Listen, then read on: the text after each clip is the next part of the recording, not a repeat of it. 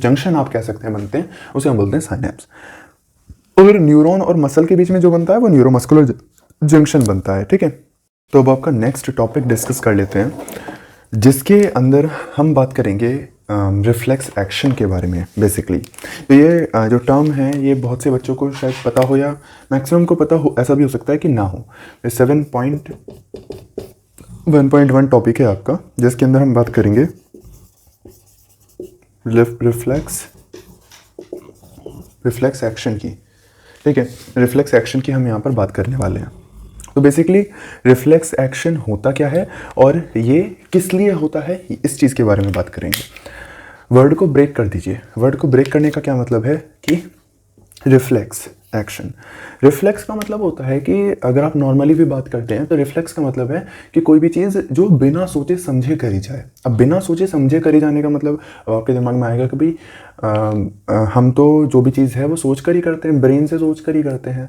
But देखिए ऐसा नहीं है। मेरा बिना सोचे समझे कहने का मतलब है कि आप उस चीज़ को सबकॉन्शियसली सोच रहे होंगे। ऑब्वियसली कि सबकॉन्शियसली तो आपके ब्रेन में वो होगी ना चीज़, ठीक है, बट एक्चुअली आपके वो दिमाग में नहीं होगी, ठीक है। आपने फॉर एग्जांपल, आप इसे एग्जांपल से ज़्यादा अच्छे से समझेंगे। मान लीजिए आपका जो हाथ है वो किसी बहुत गर्म चीज़ से टच हो जाए, तो अब इमेजिन करिए उस टाइम पर क्या होता है। उस टाइम पर आप हाथ एकदम से पीछे हटाते हैं, ठीक है। यही होता है ना नॉर्मली, अगर आप बैलेंस्ड हैं, ठीक है, तो यही होगा। अब देखिए यहाँ पर आपने हाथ पीछे हटाने का, अगर मैं नॉर्मल बात करूँ तो इसमें अगर आप सोचते तो पहले भी हाथ लग जाता, फिर आप सोचते कि यार अच्छा ये गर्म है तो मुझे हाथ हटाना चाहिए, ठीक है। इतनी देर में क्या होता ना, आपका हाथ जल चुका होता। तो इसी चीज़ को प्रिवेंट करने के लिए ये रिफ्लेक्स एक्शंस होते हैं कि जो बॉडी है उसे कम से कम हार्म हो पाए, ठीक है, कम से कम हार्म हो। तो इसीलिए रिफ्लेक्स एक्शन होते हैं जिसमें बिना सोचे समझे बॉडी अपने आप को प्रोटेक्ट करने का काम करती है, ठीक है, मैक्सिमम टाइम्स। इसका मैं बहुत अच्छा एक और एग्जांपल दे सकता हूँ कि इमेजिन कीजिए कि कभी आपके साथ ऐसा हुआ होगा कि गेट के पीछे कभी छुप करके आपको कोई डराता है, ठीक है, या आप किसी को डराते हैं। तो उस कंडीशन में भी आपने देखा है कि हाथों का मूवमेंट कैसे होता है, उस पर्सन का फेशियल एक्सप्रेशन कैसे होते हैं, ठीक है, आवाज़ निकलती है एक मुंह से अलग, ठीक है। तो ये जो सारी चीज़ें हैं ना, ये बेसिकली रिफ्लेक्स एक्शन के अंदर ही आती हैं। इसे हम बोलते हैं रिफ्लेक्स एक्शन, ठीक है। अब हम देखते हैं कि रिफ्लेक्स एक्शन होता कैसे है बॉडी के अंदर, मतलब एक्चुअल फिनोमेना क्या है भाई, किसके थ्रू हो रहा है रिफ्लेक्स एक्शन। भाई जब ब्रेन में नहीं हो रहा तो मतलब ऑब्वियसली ब्रेन में ही हो रहा है, बट कॉन्शियसली नहीं हो रहा, तो कैसे हो रहा है वो सारी चीज़ें देखेंगे। और रिफ्लेक्स एक्शन की ज़रूरत क्या है वो चीज़ देखेंगे, ठीक है। आपके अंदर ना बुक के अंदर बहुत सारे एग्जाम्पल दे रखे हैं कि भाई हम बस से भाई कई बार रिफ्लेक्सली हम कूद जाते हैं, या फिर हमारे मुँह से कई बार सलाइवेशन वाटरिंग होने लगती है माउथ की जब हम बहुत टाइम से भूखे और खाना हमारे सामने आ जाए, ठीक है। इसके बाद जो मैंने आपको एग्जाम्पल दिया है वो एग्जाम्पल दे रखा है फ्लेम वाला। तो ये सारी चीज़ें आप बुक से रीड कर सकते हैं, ठीक है। बुक से रीड ज़रूर कीजिएगा। मैं जो बातें बता रहा हूँ ये सिर्फ आपको बेस, अब ये समझ लिया आपका बेस बना रहा हूँ, ठीक है। आपको जो पढ़ना है वो बुक से ज़रूर, बुक को ज़रूर रीड करना है। हाँ ऑब्वियस सी बात है कि ये चीज़ें समझ के आपकी अंडरस्टैंडिंग बिल्कुल क्लियर हो जाएगी। और अगर मेरी वीडियो देखने के बाद अगर आप बुक पढ़ते हैं तो आपको कोई दिक्कत नहीं आने वाली है, ठीक है। बट बुक पढ़नी ज़रूरी है, ठीक है। ऐसा नहीं है कि शॉर्टकट हो जाएगा और यहाँ से आप छोड़ दें। तो बुक पढ़िएगा, उसके अंदर सारी चीज़ें हैं। अब रिफ्लेक्स एक्शन के बाद ना एक टर्म आती है रिफ्लेक्स आर्क, ठीक है। रिफ्लेक्स आर्क एक टर्म आती है, ये क्या होता है वो देखते हैं। तो बेसिकली रिफ्लेक्स आर्क की ना आपकी बुक के अंदर बहुत अच्छी डेफिनेशन दे रखी है। रिफ्लेक्स आर्क की डेफिनेशन कई बार पूछी जाती है, तो ये आपको रिफ्लेक्स आर्क की डेफिनेशन याद कर लेनी है। तो डेफिनेशन क्या दे रखी है आपकी बुक के अंदर, it is the process of detecting the signal और द इनपुट। ये बुक के अंदर आपके बोल रखा है, मैं रीड कर रहा हूँ। तो बेसिकली अब मैं इसे लाइन बाय लाइन एक्सप्लेन करता जाऊँगा ताकि आपको जो डेफिनेशन है ना वो भी याद करने में दिक्कत ना हो, ठीक है। तो समझ के याद करिएगा। तो ये बोल रहे हैं कि it is a process of detecting signal और इनपुट। ये एक प्रोसेस है जिसके अंदर डिटेक्ट करा सिग्नल या फिर इनपुट को। अब देखिए इनपुट कहाँ से आए, इनपुट कहाँ से आ रहा है। इनपुट यहाँ से आ रहा है, मान लीजिए आपका हाथ जला, ठीक है, मतलब गर्म चीज़ पर रखा गया, तो उस चीज़ ने क्या दिया, उस चीज़ ने एक इनपुट दिया, ठीक है, बॉडी को एक इनपुट दिया, ठीक है, कि भाई जो हॉट चीज़ है वो आपने हाथ पे छू दी है, ठीक है। तो मैंने अगर मान लिया ऐसे छुआ तो यहाँ पे जो भी रिसेप्टर्स हैं ना, जो भी रिसेप्टर्स हैं वो सेंसरी रिसेप्टर्स यहाँ पे हमारी इंफॉर्मेशन देंगे। उसके बाद आगे आपकी डेफिनेशन बोलती है and responding to it by an output action, ठीक है।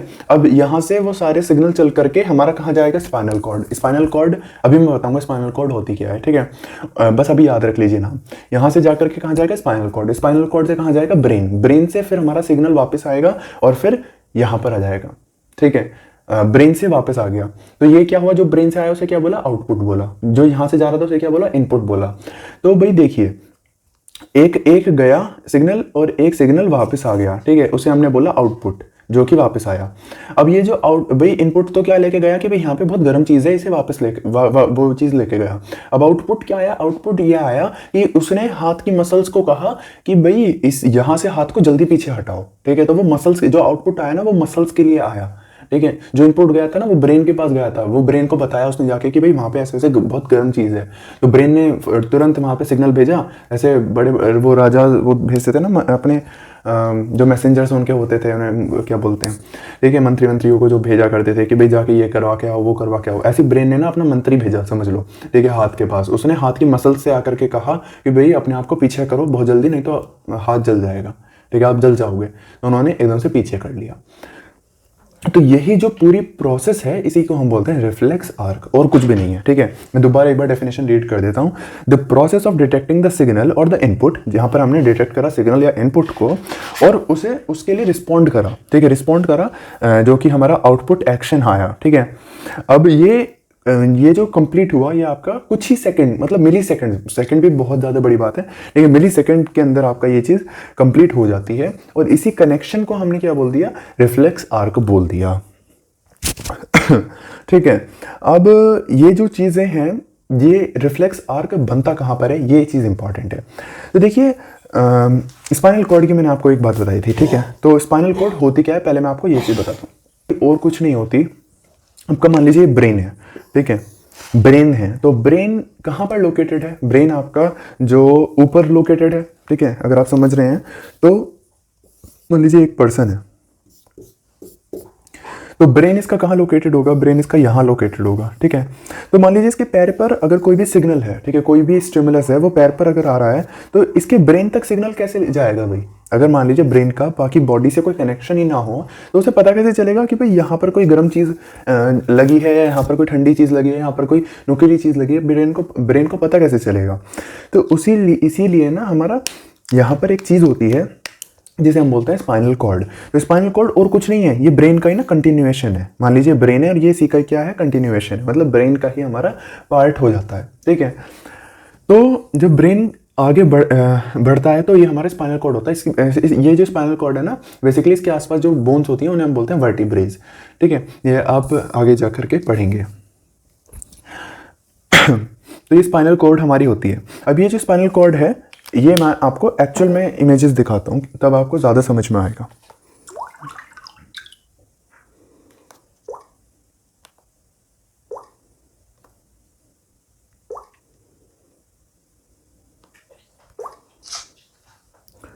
ये देखिए, यहाँ पर ये चीज़ें आपको ध्यान नहीं देनी। ये चीज़ देखिए, ये क्या हो गया, ब्रेन, और ये क्या हो गया, स्पाइनल कॉर्ड। तो ये मान लीजिए ब्रेन है आपका, ठीक है। तो इसी का ही ब्रेन का ही कंटिन्यूएशन ना आपका पीछे आ जाता है, ठीक है। पूरे जो बैक में आपका ये कंटिन्यूएशन रहता है स्पाइनल कॉर्ड। अब ये जो स्पाइनल कॉर्ड है, इसी से ही ना आपकी बहुत सारी नर्व्स निकलती हैं, जो मैंने अभी आपको बताया ना नर्व, वो ये नर्व निकलती हैं, ठीक है। ये नर्व किसकी बनी होती है, न्यूरॉन की तो बनी होती है नर्व्स, ठीक है। अब इसमें डिफरेंट हैं, सर्वाइकल, थोरैसिक, लंबर, सैक्रल, कॉक्सिजल, ये डिफरेंट नर्व हैं, वो अभी आपको नहीं पढ़ना।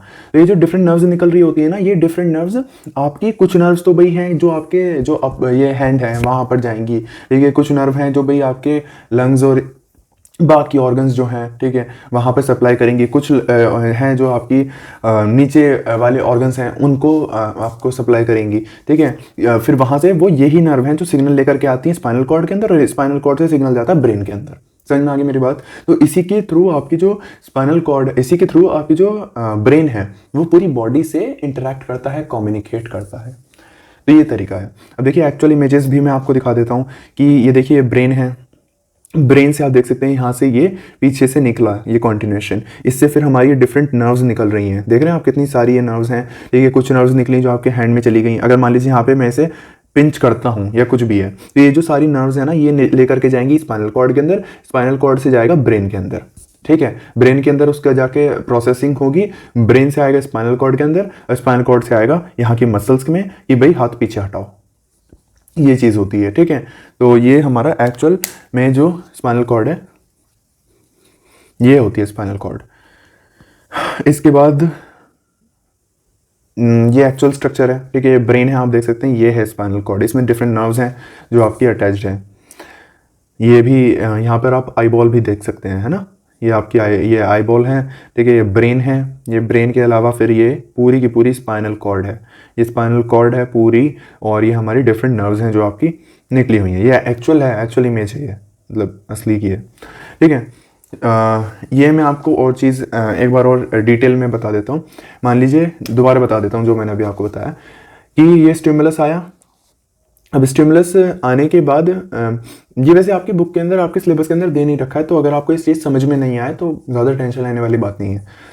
तो मान लीजिए स्किन के ऊपर स्टिमुलस आया, तो यहाँ पर आपके सेंसरी न्यूरॉन्स होते हैं, स्पेशल टाइप के न्यूरॉन्स होते हैं जो कि आपके सिग्नल को लेके जाने का काम करते हैं। वो कहाँ लेकर के जाएंगे, ये है आपकी स्पाइनल कॉर्ड, तो स्पाइनल कॉर्ड के अंदर लेकर के जाएंगे। स्पाइनल कॉर्ड में लेके जाने के बाद वहाँ से वो हमारी ब्रेन तक जाएगी, और फिर ब्रेन से आने के बाद वो हमारा इफेक्टर जो हमारी मसल है वहाँ पर जाकर एक्ट करेगी। ठीक है, तो ये पूरा का पूरा आप कह सकते हैं ये पूरा का पूरा पाथवे है। अब मैं आपको दिखाता हूँ एक्चुअल जो आपकी बुक के अंदर दे रखा है।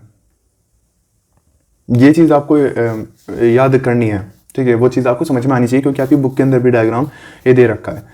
ठीक है, तो इसमें डायग्राम को एक्सप्लेन करता हूँ। बेसिकली यहाँ पर देखिए क्या हुआ कि आपके हाथ ने किसी गर्म चीज़ को टच करा, तो आपकी स्किन के ऊपर क्या है भाई, रिसेप्टर प्रेजेंट है।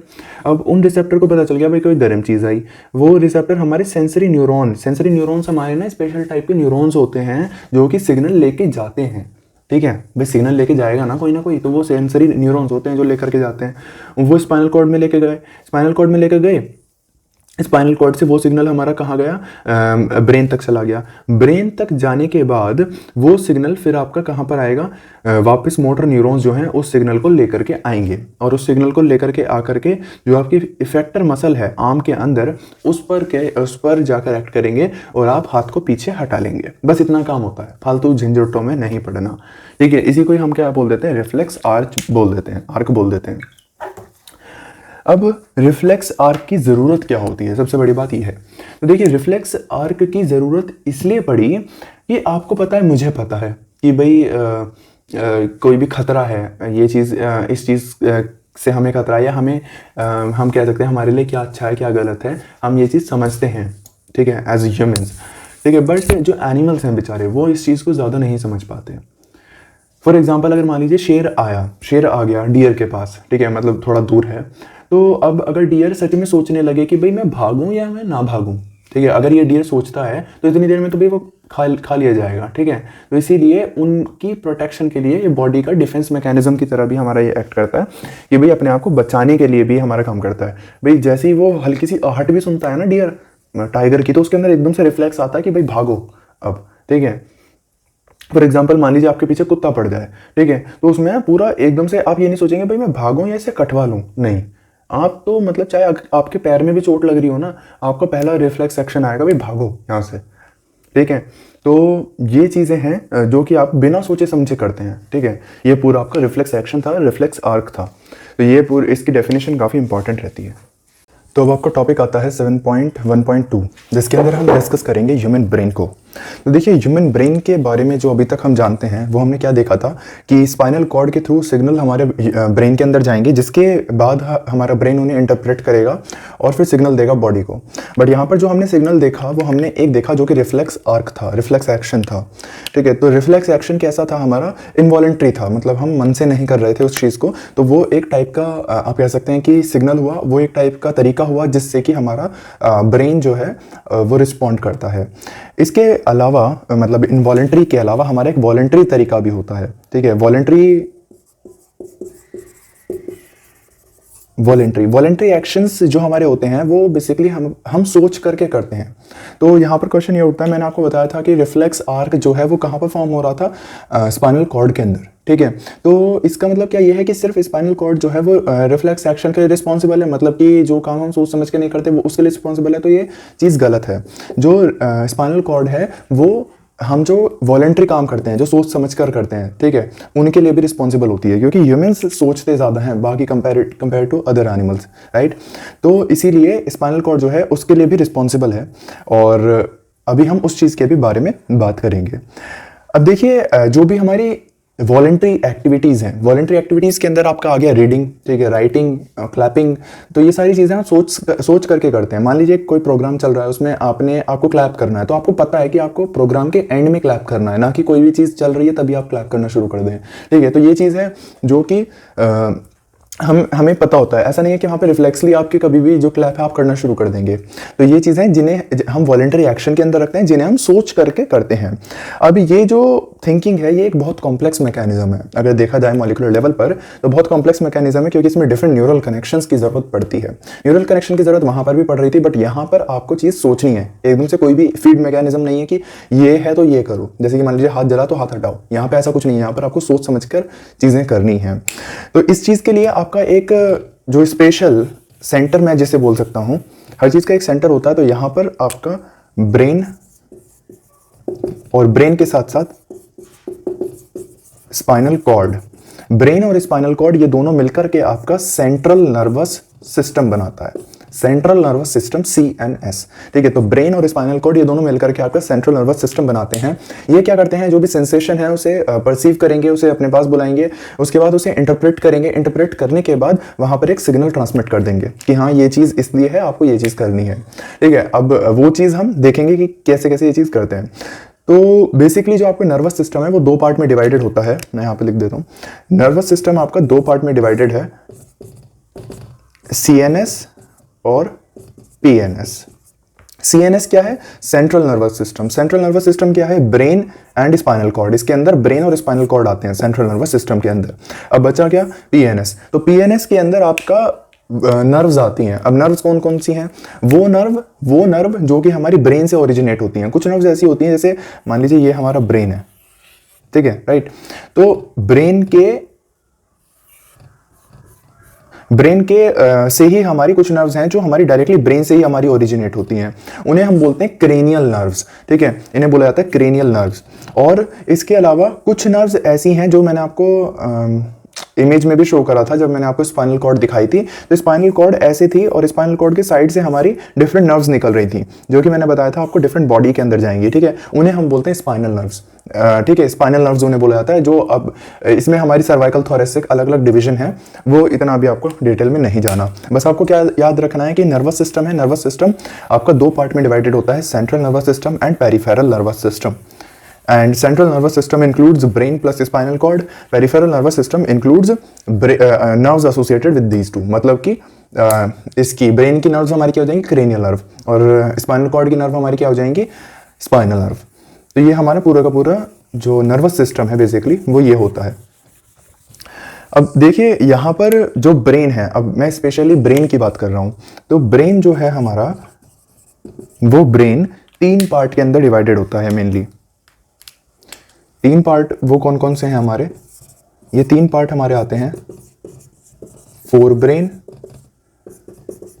Mid brain and hind brain, ठीक है। तो fore brain, mid brain and hind brain, ये तीन हमारा पार्ट के अंदर ब्रेन डिवाइडेड होता है। अब ये मैं आपको इमेज के थ्रू भी दिखा सकता हूँ, जो कि आपकी बुक के अंदर भी दे रखी है, ठीक है। तो ये आपका क्या हुआ, ये फोर ब्रेन है, ठीक है। फोर ब्रेन के अंदर आपका सेरिब्रम पार्ट आता है, और सबसे ज्यादा बड़ा जो पार्ट है ना बेसिकली वो फोर ब्रेन ही होता है। इसके बाद आपका आता है मिड ब्रेन, ठीक है। तो ये वाला जो है पार्ट है आपका मिड ब्रेन हो गया, ये फोर ब्रेन हो गया, और फिर आता है आपका हाइंड ब्रेन। हाइंड ब्रेन के अंदर हमारी तीन चीजें आती हैं, पोन्स, मेडुला एंड सेरिबेलम, ठीक है। अभी मैं और फिर देखिए मैंने क्या कहा था कि कॉन्टिन्यूएशन होता है स्पाइनल कॉर्ड। तो देख रहे हैं आप यहाँ से, ये कॉन्टिन्यूसली क्या निकल रही है, स्पाइनल कॉर्ड निकल रही है। तो अब ये जो क्रेनियम है या स्कल है, ये बेसिकली प्रोटेक्शन के लिए होता है, इसके लिए ब्रेन के प्रोटेक्शन के लिए हमारा एक क्रेनियम प्रेजेंट होता है, ठीक है। और अब देखते हैं हम, अब यहाँ पर एक एक करके हम फंक्शन देखेंगे कि भाई फोर ब्रेन का क्या फंक्शन होता है, मिड ब्रेन का क्या फंक्शन होता है और हाइंड ब्रेन का क्या फंक्शन होता है। तो सबसे पहले हम बात करेंगे किसकी, फोर ब्रेन की, क्योंकि जो हमारा सबसे बड़ा पार्ट होता है वो क्या होता है, फोर ब्रेन, राइट। तो फोर ब्रेन की बात कर लेते हैं।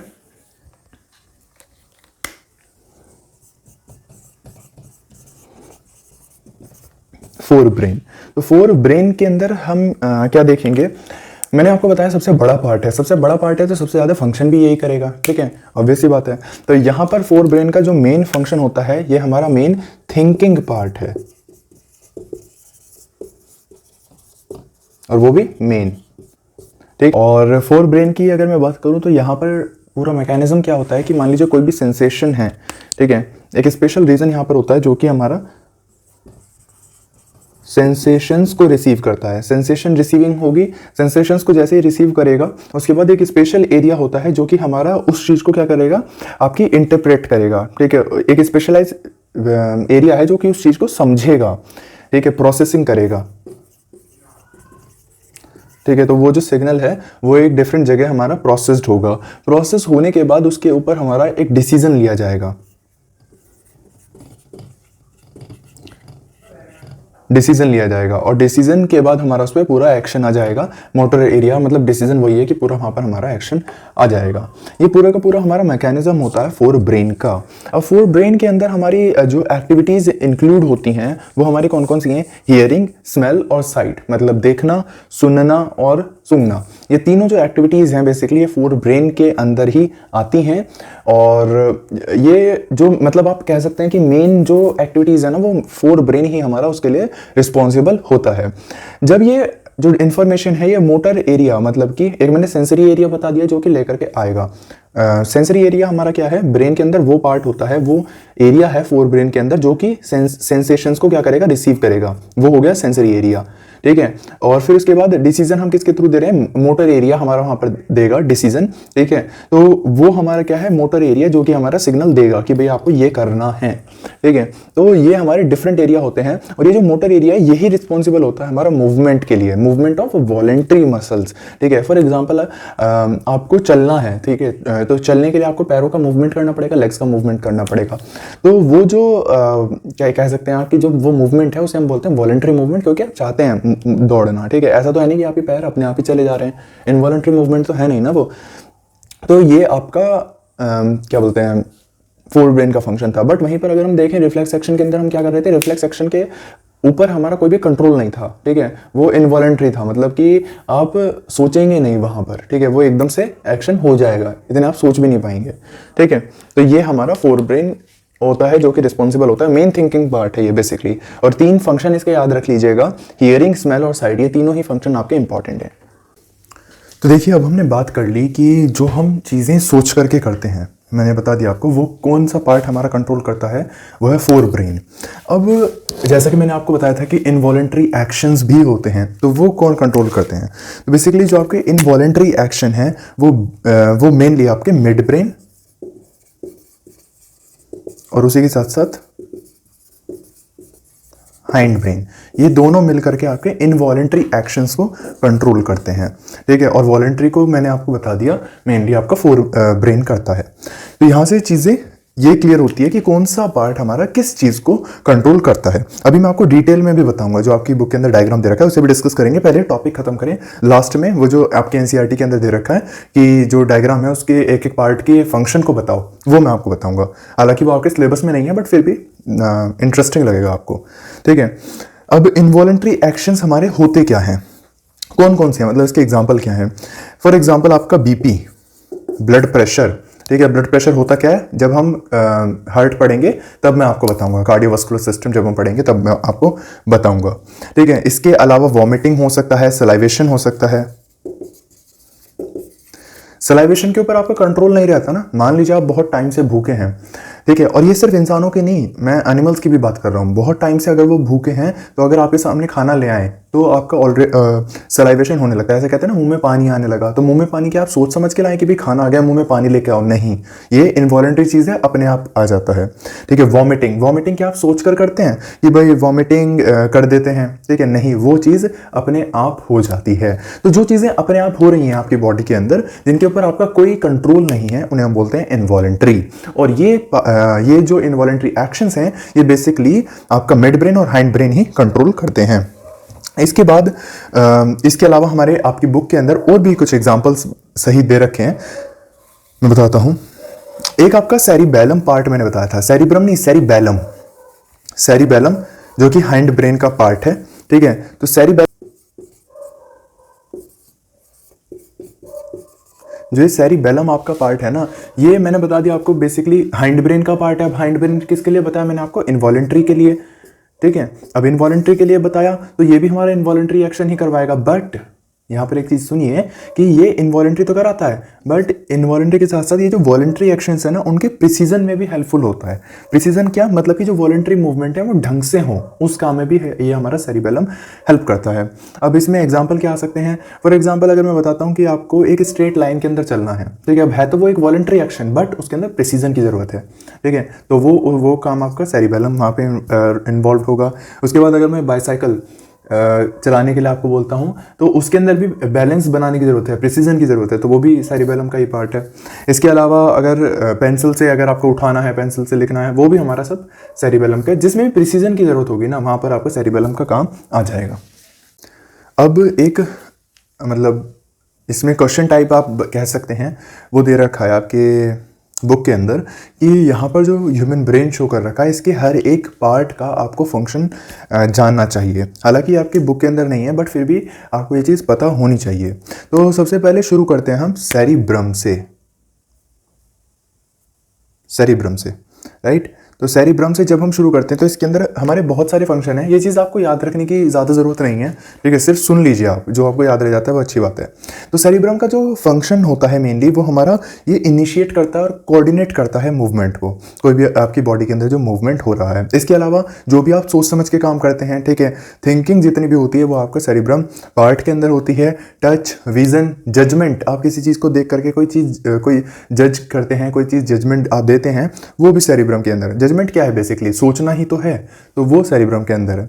इसके अलावा रीजनिंग, प्रॉब्लम सॉल्विंग, ये सारी चीज़ों की अंदर हमें क्या है, बेसिकली सोचने की ज़रूरत पड़ती है, तो वो सारा काम आपका इसी के अंदर होता है। कोई भी चीज़ आप नहीं सीख रहे हैं, वो भी यहीं पर होता है, तो ये सारा काम हमारा इसके अंदर होगा, सेरिब्रम के अंदर। सेरिब्रम के अंदर हो जाएगा। और इसके बाद जो कि इंपॉर्टेंट चीज़ आती है वो है हमारा हाइपोथैलेमस। हाइपोथैलेमस, हाइपोथैलेमस का जो मेन काम है, जो कि बहुत इंपॉर्टेंट है, वो होता है, आपको प्यास लगती है, प्यास, तो वो थ्रस्ट सेंटर हमारे हाइट पे होता है। ठीक है, आपको भूख लगती है, वो यहीं पर ही हमारा एरिया होता है, जो कि कंट्रोल करता है आपकी एपेटाइट को, हंगर को कंट्रोल करता है। इसके अलावा आपकी बॉडी का जो टेम्परेचर है, वो भी हाइपोथैलेमस ही कंट्रोल करता है। इसके अलावा इसका एक और फंक्शन है कि ये हमारे हार्मोन्स भी रिलीज करता है। ज़्यादा पैनिक मत होइएगा, इतने फंक्शन सुन के, आपको ये चीज़ें पेपर में नहीं आती, बट इंटरेस्टिंग है, याद रख सकते हैं आप। ठीक है, और एक दो अगर आपने फंक्शन याद भी रख लें तो भी अच्छा होगा, अगर एग्जाम में कभी कभार आ भी जाए तो आप कर दें। इसके अलावा पिट्यूटरी ग्लैंड आती है, ठीक है, हाइपोथैलेमस, पिट्यूटरी। तो पिट्यूटरी ग्लैंड तो बहुत ही बढ़िया है। पिट्यूटरी ग्लैंड को हम क्या बोलते हैं? Master gland. क्या बोला जाता है? Master gland. मास्टर ग्लैंड क्यों बोला जाता है? क्योंकि यही ग्लैंड बाकी सारी जो बॉडी के अंदर ग्लैंड है उन्हें क्या करती है? कंट्रोल करती है। ठीक है, कंट्रोल कैसे करती है? उनके फंक्शन को कंट्रोल करती है। भाई बाकी ग्लैंड का फंक्शन क्या है? हार्मोन का रिलीज करना। तो ये कुछ ऐसे हार्मोन्स रिलीज करती है जो बाकी ग्लैंड से हार्मोन रिलीज करवाती है। ठीक है, तो उनके फंक्शन को क्या कर रही है? कंट्रोल कर रही है बेसिकली। तो ये हमारी पिट्यूटरी ग्लैंड होगी।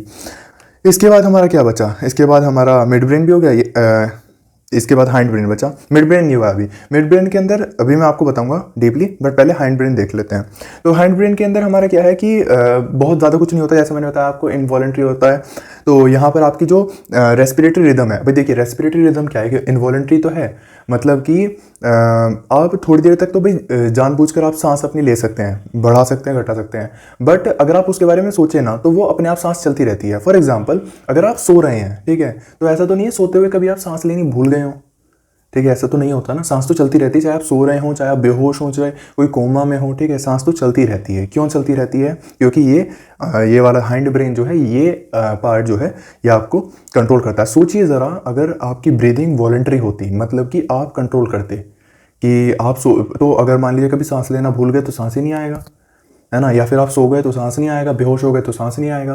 तो इसीलिए इस काम को किसे दिया गया? हाइंड ब्रेन को, कि आप इसे अच्छे से कर सकते हैं और इसे कॉन्टिन्यूस रखना। हाँ, इसे बढ़ाया घटाया जा सकता है, ठीक है, अकॉर्डिंग टू टाइम, बट ये कंट्रोल करा जाता है हाइंड ब्रेन से। इसके अलावा कुछ मोटर एक्टिविटीज़ हैं जिन्हें कंट्रोल करता है। स्लीप को और वेकफुलनेस को ये हमारा रिस्पॉन्सिबल होता है। इसके अलावा हमारा आता है मिड ब्रेन। मिड ब्रेन बहुत ही इंटरेस्टिंग है और ये भी कुछ मोटर मूवमेंट को कंट्रोल करता है। इसके अलावा जो आपकी मूवमेंट ऑफ आईबॉल है ना, ठीक है, मूवमेंट ऑफ आईबॉल जो होता है वो भी मिड ब्रेन पर ही हमारे की वजह से ही होता है। ऑडिटरी और विजुअल जो प्रोसेसिंग है वो भी मिड ब्रेन की वजह से होती है। तो बेसिकली ये मैंने आपको एक ओवरव्यू दिया है। जब आप एनाटॉमी पढ़ते हैं, एनाटॉमी के अंदर हर एक, इसके अंदर भी ना बहुत सारी चीज़ें हैं। जब हम ब्रेन को डिटेल में पढ़ते हैं ना, तो बहुत सारी चीज़ें हैं जो कि जिनका अलग अलग फंक्शन है। बेसिकली आपके अंदर जो भी फीलिंग है, आप जो भी काम कर रहे हैं, हर चीज़ के लिए एक पर्टिकुलर एरिया है जिसका एक पर्टिकुलर फंक्शन होता है, ठीक है। तो ये मैंने अभी आपको एक ओवरव्यू दिया है कि हाँ, ये चीज़ ये काम करती है। मिड ब्रेन के भी अंदर हर चीज़ अलग अलग काम करती है, ठीक है। हाइंड ब्रेन के अंदर पॉन्स का भी एक अलग वो है, मेडुला का एक अलग वो है, सेरिबेलम का एक अलग वो है फंक्शन, ठीक है। तो ये जैसे कि मैंने सेरिबेलम का अभी आपको बताया, ये और भी ज़्यादा बहुत सारे फंक्शंस हैं, बट यहाँ पर आपको उतना डीप में जाने की ज़रूरत नहीं है। इतना ही याद रख लेंगे तो भी बहुत ज़्यादा हुआ, ठीक है। अब आपका जो नेक्स्ट टॉपिक आता है वो है 7.1.3, जिसके अंदर हम जानेंगे कि ये जो टिश्यूज़ हैं ये प्रोटेक्ट कैसे होते हैं। तो बेसिकली जब ये इतने इंपॉर्टेंट रोल प्ले कर रहे हैं आपकी बॉडी के अंदर, आपने देखा कितने सारे इनके फंक्शन हैं, मतलब कि पूरी बॉडी को का जो कंट्रोल है, हम पढ़ रहे हैं ना, कंट्रोल एंड कोऑर्डिनेशन, वो इन्हीं पर बेस्ड है। तो इतने जो असेंशियल ऑर्गन्स हैं, इन्हें प्रोटेक्शन की भी तो हमें कुछ ना कुछ करना पड़ेगा ना। तो इनके प्रोटेक्शन के लिए हमारी कुछ स्पेशल चीज़ें होती हैं, वो देख लेते हैं। सबसे पहले बात करते हैं ब्रेन, ठीक है, कि भाई ब्रेन कैसे प्रोटेक्टेड होता है। देखिए, ब्रेन को प्रोटेक्ट करने के लिए हमारा सबसे पहला जो चीज़ होती है वो है क्रेनियल बॉक्स, ठीक है। तो हमारा एक होता है क्रेनियल बॉक्स। क्या है पहली बात तो क्रेनियल बॉक्स, आप देखेंगे तो ब्रेन के चारों तरफ ना एक बोनी कवरिंग होती है, ठीक है, जिसे हम बोलते हैं क्रेनियल बॉक्स।